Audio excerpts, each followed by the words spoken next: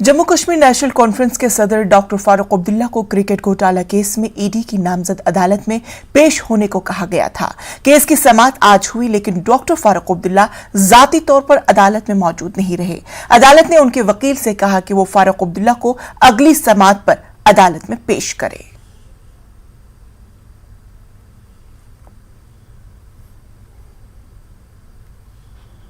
Cricket scam case में doctor Farooq Abdullah को आज यहाँ कोर्ट में हाजिर होना था और ये तय था तकरीबन कि वो आज खुद हाजिर होंगे, इन पर्सन हाजिर होंगे, लेकिन ऐसा नहीं हुआ। उनके वकील ने, हमें जो पता चला अभी उनके वकील ने अदालत में बताया कि वो हाजिर नहीं हो सकते। हालांकि उन्होंने ये भी कोर्ट से कहा कि अगर ये बहुत ज़्यादा ज़रूरी है तो वो मौजूद हो सकते हैं, उनको यहाँ पे लाया जा सकता है। लेकिन फिर कोर्ट ने उन्हें बता दिया कि अगली पेशी पे फारूक अब्दुल्ला को बजाते खुद यानी इन पर्सन अदालत में हाजिर होना होगा। ये केस ईडी का है और जो क्रिकेट स्कैम यहाँ पे हुआ था 2012 में मंजर आम पे आया था, लेकिन ये मामला उससे पहले का है और मल्टी करोड़ स्कैम है, उसमें डॉक्टर फारूक अब्दुल्ला की आज मुतवक्के थी इन पर्सन हाजिरी। केस लगा हुआ था, अगली तारीख के बारे में अभी तक पता नहीं चला है। कोर्ट ने उनके वकील को बता दिया है कि अगली तारीख पे डॉक्टर फारूक अब्दुल्ला को इन पर्सन यानी आज खुद उनको हाजिर होना होगा अदालत में।